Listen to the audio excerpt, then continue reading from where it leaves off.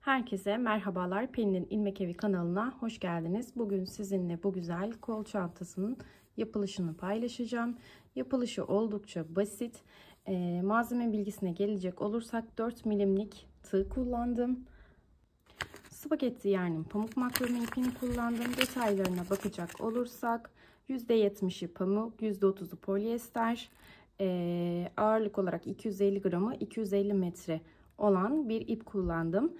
Bu ipten bir adet tam, bir diğerinden de yani ikinciden de yarım diyemem, yarımdan daha az bir kısım kullandım. 4 milimlikte dediğim gibi tığ kullandım. Çantamı beğendiyseniz öncelikle kanalıma abone olup yorum atmayı, videolarımı beğenmeyi unutmazsanız çok sevinirim. Şimdiden herkesin eline emeğine sağlık. Evet, hazırsak şimdi Bismillah diyerek hemen başlıyoruz. İlk etapta şöyle bir bağlama zincirimi çektikten sonra 51 adet zincir çekeceğim.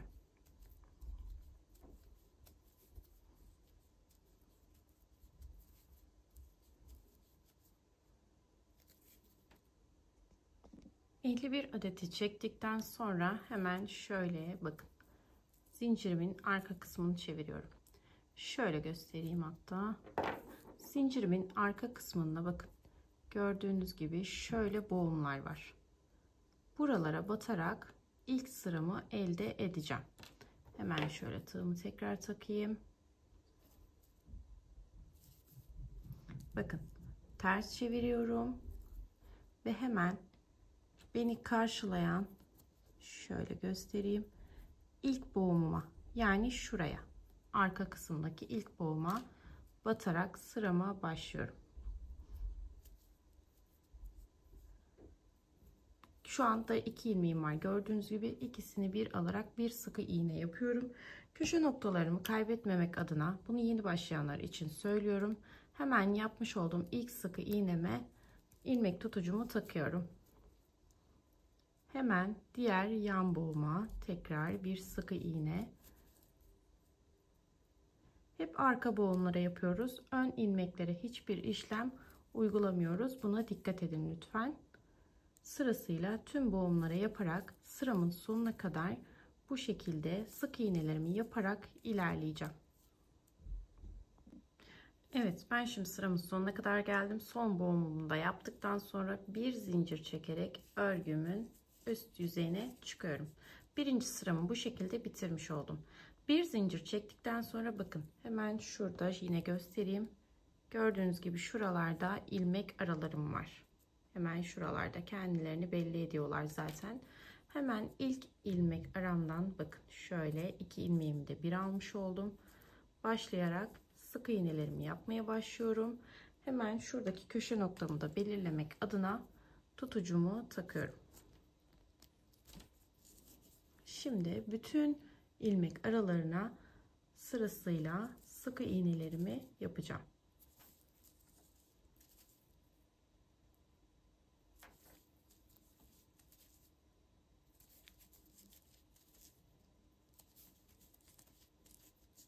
Şöyle göstereyim.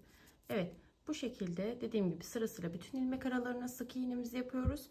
Sıramızın sonunda tekrar görüşelim.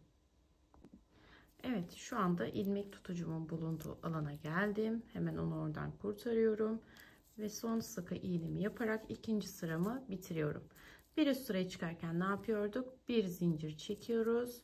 Örgümüzü ters çeviriyoruz. Hemen ilmek arasından başlayarak ilk sık iğnemizi yapıyoruz. Yine ben tutucumu takacağım. Evet, şimdi tekrar ilmek aralarına batarak sık iğnemize devam ediyoruz 3. sıramızda. Bundan sonraki bütün işlemler aynı olacak. Bütün ilmek aralarına sık iğne şeklinde devam edeceğiz. Bir üst sıraya çıkarken bir zincir çekip örgümüzün ters yüzünü çevireceğiz. Bu şekilde tam 16 sıra yaparak ilerleyeceğiz tabanımız için. Ben de şimdi 16 sıra yapayım. Bittiğinde tekrar gövde kısmı için buluşalım. Evet, görmüş olduğunuz gibi ben 16 sıramı tamamladım.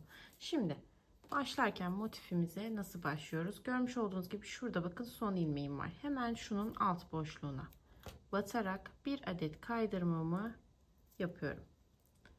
İlmeğimi çıkarttım ve bir adet kaydırmamı yapıyorum. Görmüş olduğunuz gibi bakın burada yine bir zincir elde etmiş oldum. Şu sıranın devamı niteliğinde. Buna değil de hemen bundan bir öncekine şöyle ilmek tutucumu takarak yerimi belli ediyorum. Bunu yapmamın sebebi şu kaydırma yaptığım ilmek şu kısa tarafa ait olan kısım, ilmek tutucumun olduğu yer uzun tarafa ait olan kısım. Bunu ayırt etmek için yapıyoruz. Şimdi 4 adet zincirimizi çekiyoruz. 1, 2, 3, 4. 4 adet zincirimizi çektikten sonra 3. zincirimize tekrar ilmek tutucumu takıyorum.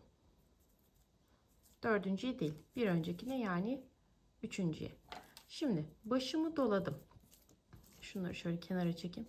Bakın şuraya kadar olan kısım, iğnemi alayım.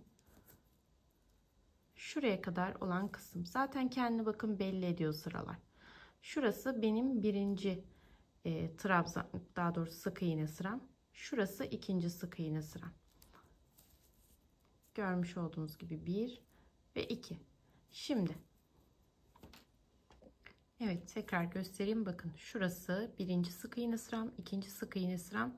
Şurası da üçüncü sık iğne sıram. Şöyle işaretleyeyim iğnemle, daha net görün. Bakın 1, 2 ve 3. Şimdi başımı dolayıp bu işaretlediğim üçüncü sık iğne sırasına batarak motifimi oluşturmaya başlıyorum. Batışımı yaptım. Şu an 3 ilmeğim var. 1 ve 2 kere de çekiyorum. Yani 2 kere de çektiğim ikili trabzan elde etmiş oluyorum. Bir zincir, baş dola. Bakın şu an şu kısımdayız. Hemen yanında 1 ve 2. Bu sefer ikinci trabzanıma, ikinci sıramdaki sık iğne sırama batarak ikili trabzanımı yapıyorum. Sadece ilk başladığımız noktada 1, 2, 3. sık iğne sırama battım. Bundan sonraki tüm sıralarda bir ikinciye, ilkinde üçüncüye, diğer tüm sıralarda ikincilere batacağım. Şimdi bir zincirimi çektim, başımı doladım. Bakın şu an şu kısımdayım. Yanında birinci sık iğne sıram, yanında ikinci sık iğne sıram var. Hemen ikinciye dediğim gibi batarak 1, 2. Tekrar ikili trabzanımı yerleştiriyorum. Bir zincir, baş dola. 1, ikinci sık iğneme batıyorum. Bir zincir, baş dola. Hemen 1, 2. Bir zincir, baş dola, 1, 2. Bir zincir, baş dola, 1, 2. Bir zincir, baş dola. Bakın aslında hani hep ikincilere batıyorduk ya, burada bir adet sık iğne sıram kaldı. Bunda ne yapacağız? Hemen bakın şöyle göstereyim, iğnemi alayım yine. Bakın şurası köşe noktamdaki ilk ilmek sıram. Şöyle. Tam köşe noktasını işaretledim şu anda. Hatta şöyle de yapabilirim. Evet. Şöyle hemen buraya bir zincir çekip baş doladıktan sonra tam köşe noktasına yine aynı işlemi yapıyoruz. İkili trabzanımızı yapıyoruz. Şimdi bir zincirimizi çektik. Şimdi batmış olduğumuz ilmek bakın şurası. En son ikili trabzanımı yaptığım alan şurası. Şöyle bollaştırayım. Burayı tutuyorum. Bakın yanında 1, 2. Şuraya bir sonraki girişimi yapacağım. Şu an dediğim gibi en son işlemi bu ilmeği yaptım. Birinci değil, ikinci ilmeğe batarak devam edeceğim. Bakın iğnemi çıkarıyorum ve oraya batarak yandaki uzun kısmıma, yani şuraya başlamış oluyorum. bir zincir baş dola, birinciye değil ikinciye. Bakın 1 2. Niye çıkıyor? Evet. Allah Allah.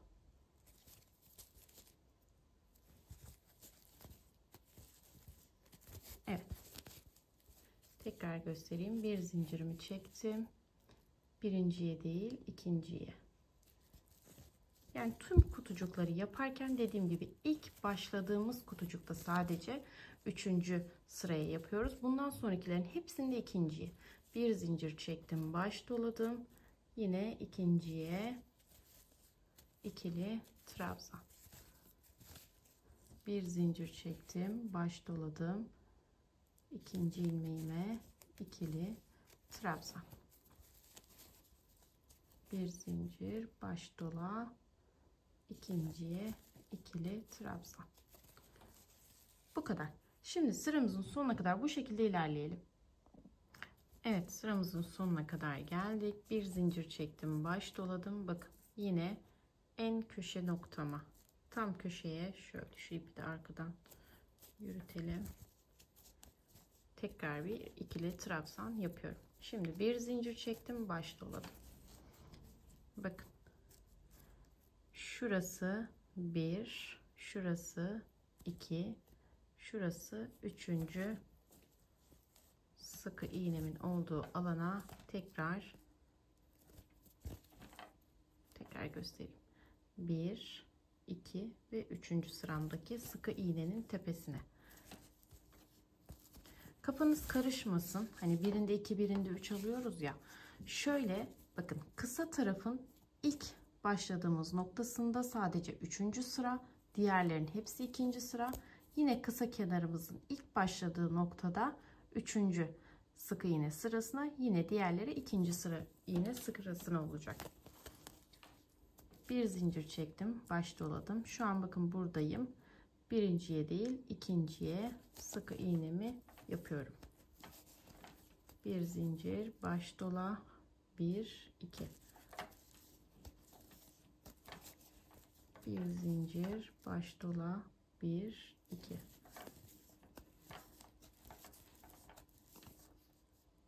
Bir, iki. Bir, iki.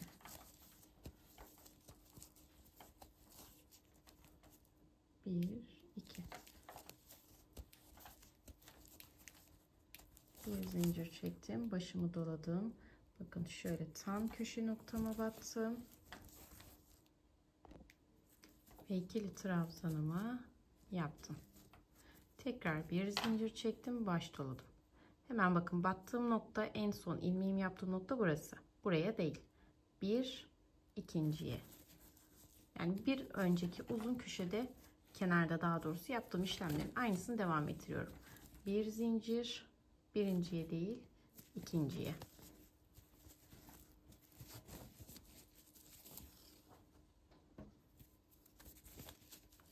Bir zincir, baş dola, bir ikinciye. Bir zincir, baş dola, 1 2. Bu şekilde bu sıramızın sonuna kadar da yine gelelim. Evet, sıramızın sonuna kadar geldik. Şu köşeyi belli etmek için taktığımız tutucuydu. Artık bununla işimiz kalmadı. Şimdi bir zincir çekiyorum ve başımı doluyorum. Şimdi şurada görmüş olduğunuz gibi, hatta başımızı dolamayalım, pardon, bir zincir çekerek kapanışlarımızı her zaman yapalım. Şurada ilmek tutucumu çektiğim ilmeğime hemen bakın şöyle batıyorum. Tutucumu çektim. Şöyle sağlamlaştıralım hatta, pardon. Evet. Buraya bakın bir adet şu şekilde kaydırmamı yapıyorum. Şimdi 1 2 3 4. Tekrar ilmek tutucumu son çektiğim, yani 4. zincire değil bir önceki bakın 3. zincire yerleştiriyorum. Başımı doladım. Şimdi şu ikili trabzanlarımın bakın tepesine hemen şöyle göstereyim, yine karışıklık olmasın, daha net anlaşılsın. Bakın şurada ikili trabzanlarım var. Hemen bunların şu şekilde tepe noktalarına başımı doladım. İlkine hemen batarak, bakın battım ve ikili trabzan yaptım. Bir zincir, baş dola, trabzan tepesine batış ve tekrar ikili trabzan. Bir zincir, baş dola, trabzan tepesine batış ve tekrar bir ikili trabzan. Bu şekilde bütün trabzanlarımız tepesine tekrar ikili trabzanlar yaparak devam edeceğim. Siz sırayı yükselttikçe bu çanta formunu kazanacaktır ki zaten şöyle gördüğünüz gibi şimdiden kazanmaya başladı. Bakın diğer trabzan tepemdeyim. Köşelerde de herhangi bir işlem yok. Dediğim gibi bütün trabzanları bu şekilde dolduracaksınız.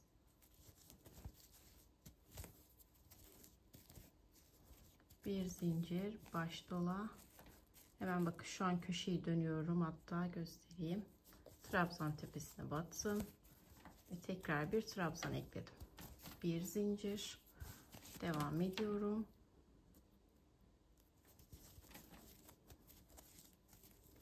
Bir zincir, baş dola.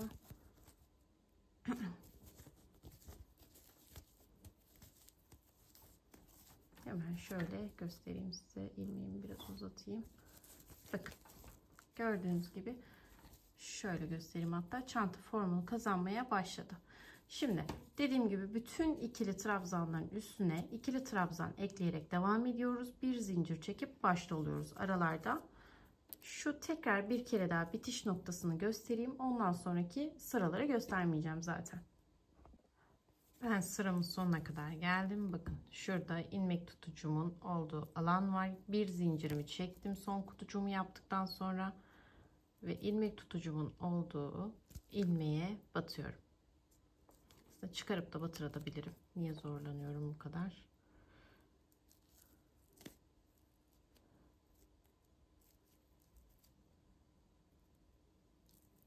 Evet. Bir ilmek çıkardım ve kaydırmamı yaptım.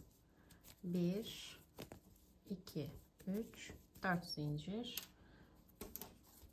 Bu ilmek tutucuyu takmak zorunda değilsiniz. Ben yeni başlayanlar için söylüyorum, hani kaydırmayı hangi noktada yapacaklarını bilmeleri adına. 4 zincir çektikten sonra bakın 4'ten bir önceki yani 3. zincirime ilmek tutucumu taktım. Başımı doladım ve hemen sırasıyla bütün ilmeklerimin tepesine ikili trabzanlarımı yerleştirerek devam ediyorum. Dediğim gibi bu sıradan sonra artık göstermeyeceğim. Tüm işlemler aynı. Bütün ikili trabzan tepelerime tekrar bir ikili trabzan yerleştiriyorum. Aralarda bir zincir ve baş dolama var. Bunu muhakkak unutmayın. Köşelerde yapacağınız farklı bir işlem yok. Yalnızca şu baştaki köşede başlarken kaydırmayla başlıyorsunuz. Tek farklı işleminiz bu. Şimdi bu kutucuklar üst üste olacak şekilde ortalama 22-23 sıra kadar yapalım. Bitirdikten sonra sap kısmı çalışması için tekrar birlikte olacağız. Evet, ben çantamın şimdiki gövde kısmını bitirdim. Hemen şuradan saymaya başlayalım. Bakalım kaç kutucuk yapmışız. 1, 2, 3, 4, 5, 6, 7, 8, 9, 10, 11, 12, pardon. 2, 4, 6, 8, 10, 12, 14, 16, 18, 20, 22, 23 sıra totalde yapmışım. Şimdi bundan sonraki yapacağımız aşamayı hemen anlatıyorum. Gördüğünüz gibi ağız kısmı burası. Hemen şöyle alt noktasını düzeltiyoruz. Bakın şu yanlarda kısa kalan kenarlarda kaç karemiz var? 1, 2, 3, 4, 5, 6, 7 ve 8. Bu 8 kutucuğun orta noktası, yani 4. kareden itibaren baz alıyorum. 1, 2, 3, 4. Orta noktası tam şu şerit. Bu şeriti şöyle yanlarını büküyorum anlamak adına. Aynı şekilde yan tarafı da yapıyorum. Daha sonra burada ve sağda ve solda eşit sayıda kareler kalana kadar ortalayacağım. Ne demek istiyorum? Şöyle tuttum da bakın 1, 2, 3, 4, 5, 6, 7, 8, 9, 10, 11, 12, 13, 14, 15. Yanlış saydım galiba. Bakıyorum hemen tekrar. 1, 2, 3, 4, 5, 6, 7, 8, 9, 10, 11, 12, 13, 14, 15. Buradan bakıyorum. 1, 2, 3, 4, 5, 6, 7, 8, 9, 10, 11, 12, 13, 14, 15. Evet, 15'er kutucuk kalmış. Hemen orta noktasına bu şekilde ilmek tutucularımı taktım. İpim gördüğünüz gibi bu noktada kaldı. Hemen şöyle bir zincir çekip ipimi kesiyorum.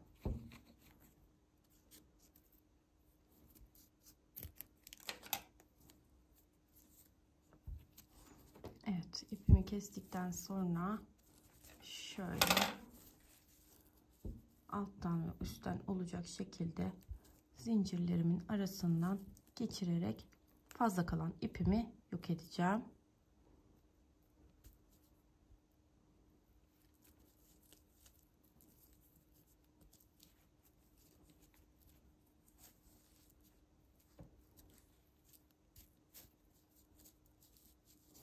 Evet, hemen şu fazla kısmı da keselim.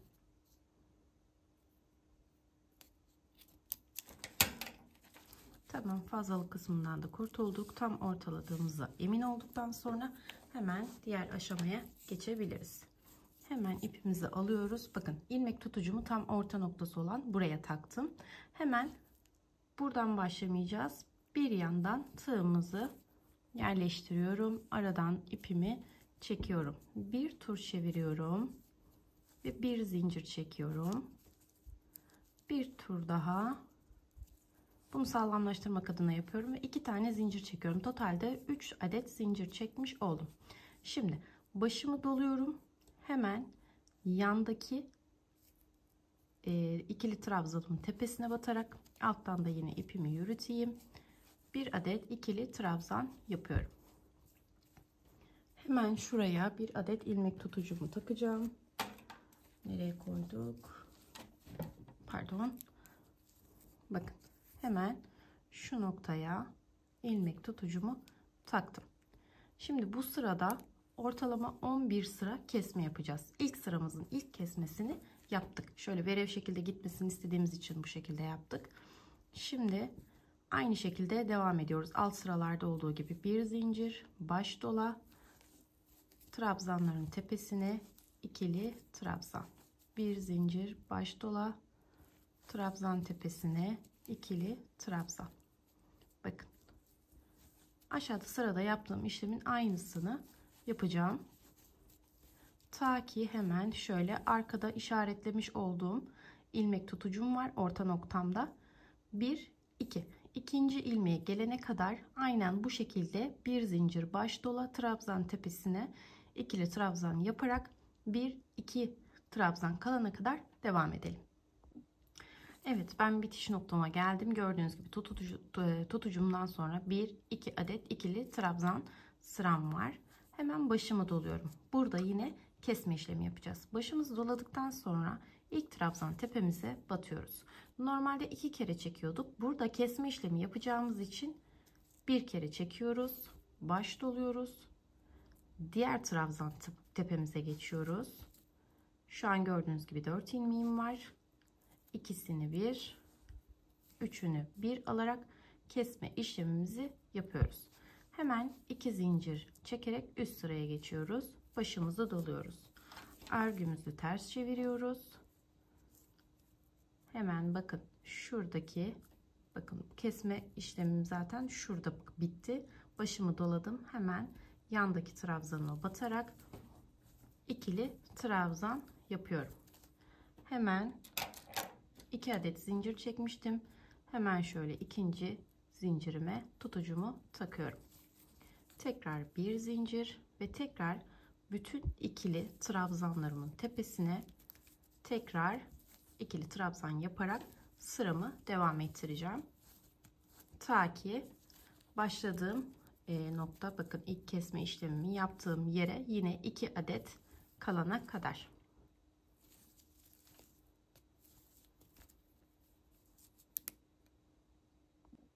Şu anda sıramın sonuna kadar geldim. Bakın bir zincirimi çektim. Başımı doladım. Hemen şu noktayı göstereyim. Bakın bir adet trabzanım burada var. Bir de ilmek tutucumu taktığım, yani kesmiş olduğum alan var. Bir zincir çektikten sonra başımı doluyorum. İlk trabzan tepeme batıyorum. Bir adet çekiyorum. Kapatmıyorum. Başımı doluyorum. Şu ilmek tutucuyu taktığım yere bunu hemen çıkarıyorum. Oraya batarak ikisini bir, üçünü bir alıyorum ve tekrar kesme işlemini yapmış oldum ve bu sayede ikinci sıramı bitirmiş oldum. Şimdi bir, iki zincir ters çeviriyorum. Başımı doladım. Hemen bir sonraki trabzan tepeme batıp ikili trabzanımı yaparak üçüncü sırama başlamış oluyorum. Hemen yine ikinci zincirimin tepesine şöyle ilmek tutucumu takarak sırama devam edeceğim. Dediğim gibi şu anda 3. sırayı yapıyoruz. Kesme işlemlerini başında ve sonunda gösterdim. Bundan sonraki sıralarda göstermeyeceğim. Aynı şekilde benim yaptığım şekilde tam 11 adet kesme işlemi, yani 11 sıra öreceksiniz. 11 sıranın sonunda artık tamamıyla sap kısmına geçmiş olacağız. Ben de bitireyim, tekrar buluşalım. Evet, görmüş olduğunuz gibi ağız kısmımızın bir tarafının kesim sırasını bitirdik. Totalde başladığımız andan itibaren 11 sıra kestik. Şimdi 15 sıra kesmeden öreceğiz. Hemen şöyle ipimi alayım.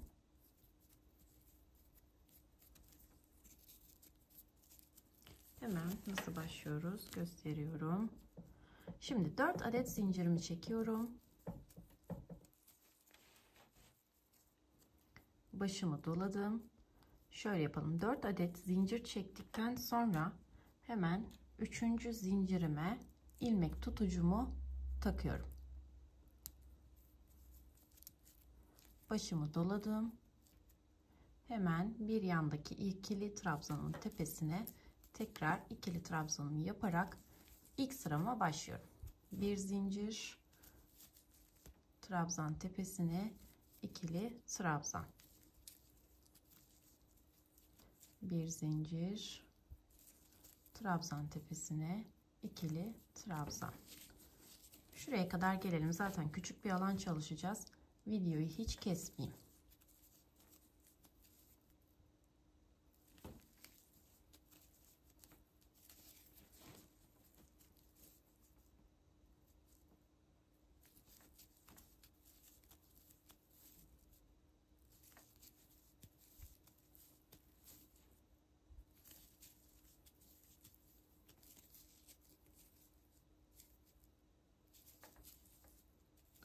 Neredeyse sona yaklaştım. Hemen şöyle kontrol ediyorum. Evet.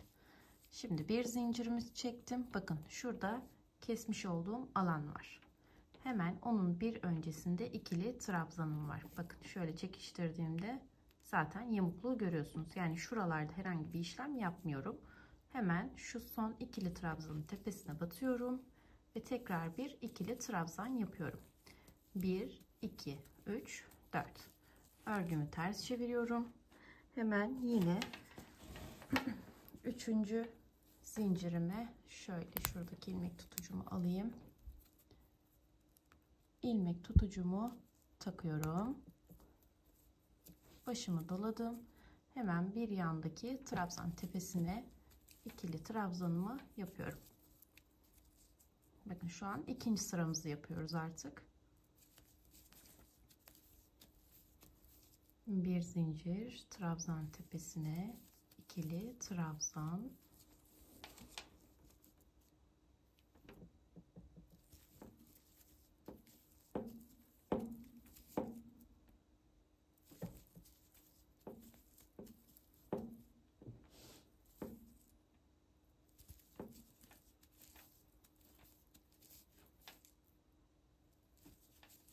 İlmek tutucumun olduğu noktaya kadar geldim neredeyse.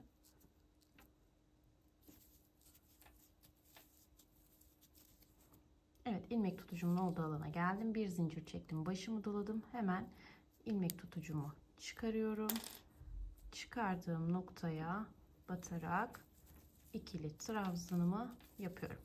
Ve bu şekilde bakın ikinci sıramı bitirmiş oldum. 1, 2, 3, 4 zincir. Hemen tekrar 3. zincirime ilmek tutucumu takıyorum. Başımı doladım. Örgümü ters çeviriyorum. Tekrar ikili trabzanlar yaparak devam ediyorum. 2 sırada başlangıç ve bitiş noktalarını sizinle paylaşmış oldum. Şimdi bu şekilde şu an dediğim bakalım 1, 2, 3. sıradayız. Bu şekilde toplamda 15 sıra ilerleyeceğiz. 15. sıranın sonunda tekrar görüşeceğiz.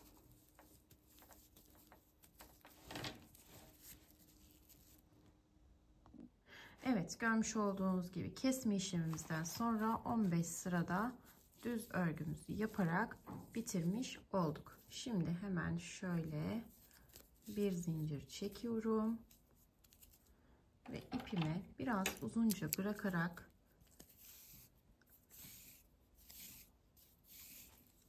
kesiyorum. Bir tığımdan çekeceğim.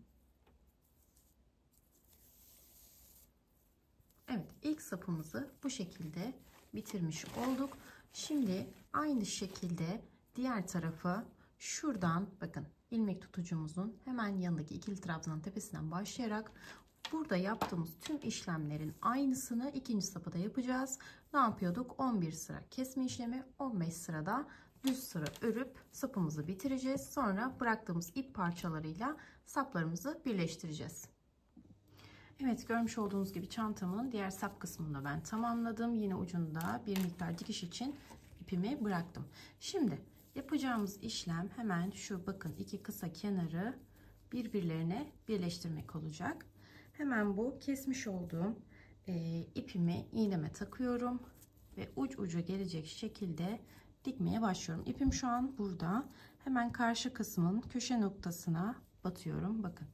2 tane ilmeğin içerisinden geçirdim. Hemen bu şekilde dikmeye başlıyoruz. Şunu şuradan alalım.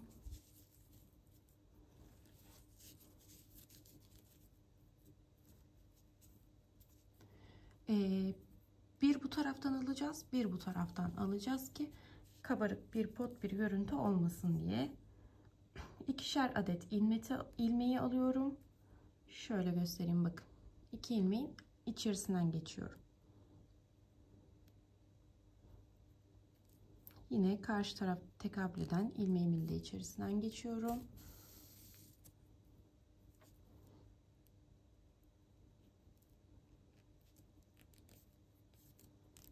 Bu şekilde devam ederek sonuna kadar dikeceğiz.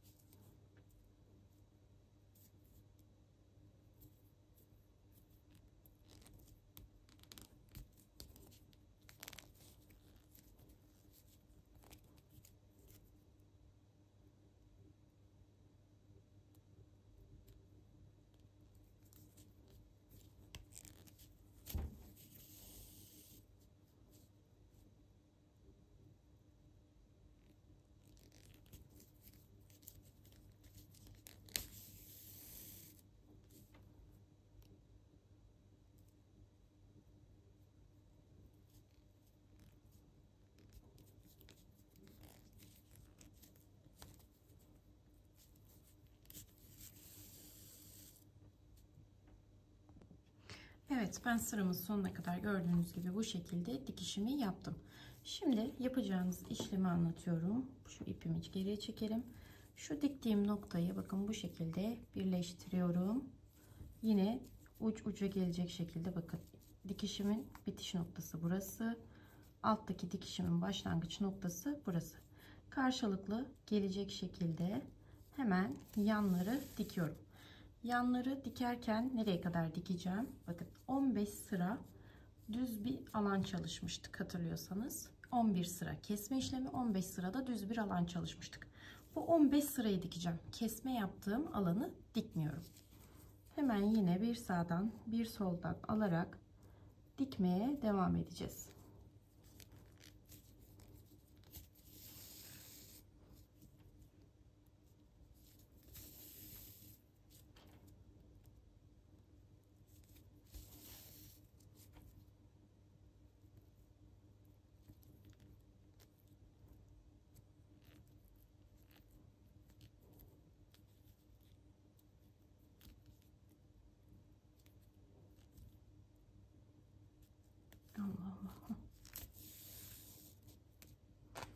Koton bir makrome ip olduğu için tel tel ayrılabiliyor.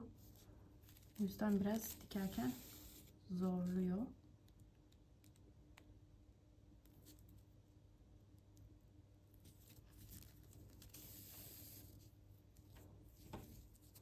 Bakıyorum neredeyim. Kesme işlemim şurada. Buradaki de hemen şurada. Şuraya kadar dikeceğim. 15. sıram burasıymış.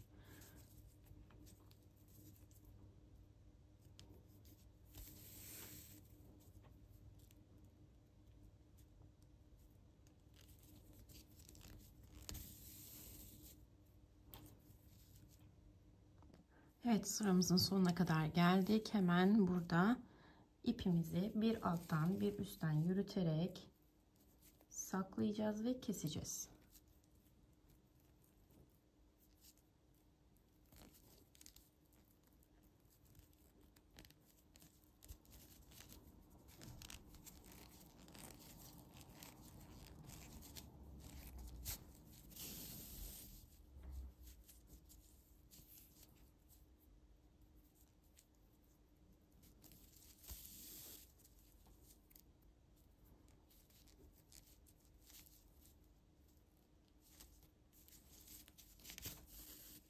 Evet.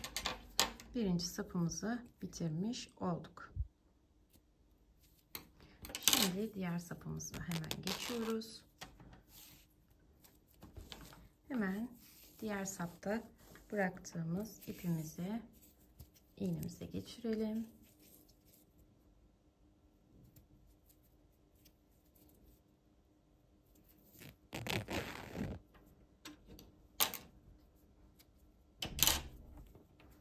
Şimdi bu tarafta da yine 15 sıramızı, bu kenarı 15 sıramız totalde dikeceğiz. Kesme işlemi yaptığımız yere kadar. Hemen şöyle başlayalım.